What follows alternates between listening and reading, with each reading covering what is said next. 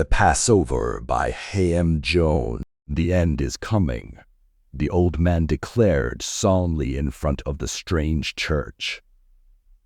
His voice carried a sense of urgency that commanded attention. The end of the world is at hand, he reiterated, his words filled with conviction. Listen carefully, for time is running out. You have merely 7 days to put your life in order before everything you know comes to a tragic end, he continued, resonating with an air of compassion. Save yourselves while there is still a chance. We extend sanctuary to all who will accept our offer. Seek refuge from the impending darkness. I found myself captivated by the man's seal. He appeared remarkably ordinary, dressed in pressed pants and a flannel shirt, his white hair lending him the air of a caring grandfather rather than the usual weirdos one encounter on the streets of Toronto. I lived by simple axioms, one of which involved the pursuit of ecstasy in everyday life. As Walter Russell eloquently wrote in his book, The Universal One, no work of man can endure unless it is born of inspiration and created in ecstasy. To me, it was clear that all great things come into this world through the gateway of ecstasy, just as babies are brought into existence and successful individuals immerse themselves fully in their work. Another axiom stemmed from the profound observations of Brian Greene in his book, Until the End of Time, Mind, Matter, and Our Search for Meaning in an Evolving Universe. He extensively explored the concept of entropy. I paid attention to unusual events, as within these moments of low entropy, there lied much to learn, and so, the old man poured his spirit into all who were willing to listen, sharing his unsettling message. Death approaches, he continued, his voice steady. We have been shown a way out of this impending nightmare. He pointed towards a group of modestly dressed middle-aged women, their silent sobs blending with prayers at the doorstep of the impressive church. The building itself stood as a testament to its grandeur, adorned with strong angles, sturdy white pillars, and solid oak doors. To all those who seek salvation, he declared, gather here precisely 7 days from now at 9 p.m., and the gate will open for you. Recent world events had already made the world a peculiar place, with plagues, widespread famine, economic collapses, and conflicts. It was tempting to ponder whether we were truly living in biblical end times, as one could argue that these manifestations mirrored the arrival of the 4 horsemen of the apocalypse. This train of thought led me to recall M. Night Shyamalan's latest film, A Knock at the Cabin, which bore an eerie resemblance to the events unfolding in our world. This train of thought led me to recall M. Night Shyamalan's latest film, A Knock at the Cabin, which bore an eerie resemblance to the events unfolding in our world. As I delved into the depths of internet rabbit holes, I found myself observing events that seemed to transpire in a realm separate from my own. Distant despotic leaders made declarations of currency resets, economic transformations, and societal changes. Police officers committed acts of violence in broad daylight. Record-breaking mass protests unfolded simultaneously with quarantine measures. In the face of such events, the old man's claims no longer appeared as outlandish as they initially seemed. Still, I assured myself, this too shall pass. Regrettably, as events would soon reveal, I couldn't have been more wrong. Day 1, on my way to work, I passed by the church, and there he was again, the old man prophesying the end of the world.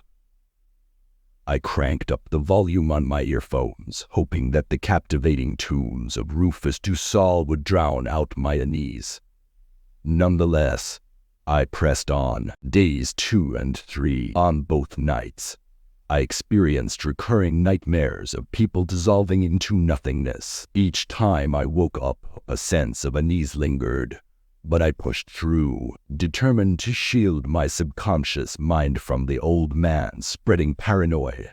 I deliberately avoided walking past the church on those days, convinced that he belonged in an institution. Day 4. Strangely, I couldn't recall anything that transpired on this day. It felt as if the universe had skipped an entire day, leaving me bewildered. Day 5. Flashes of disintegrating faces haunted my waking hours. Making eye contact with colleagues became arduous, and I found myself avoiding direct communication. After work, I resolved to confront the mounting unease within me. I would face the old man head-on. As I approached the church entrance, there he was, as expected, engrossed in prayer with a group of Latin women. It appeared as though he was casting out evil spirits, his voice filled with an otherworldly devotion. Lord God, liberate these women from the hardness of their hearts. Show them your mercy and spare their bodies and souls from the impending calamity. Open the doors of heaven, that we may walk with you in your gardens, he fervently shouted. The gloves were off. Unperturbed by the young people mocking him, he maintained his composure. We don't mind your preaching inside your church, but out here, your God has no place. Another interjected. Since your rants began, I've been plagued by nightmares.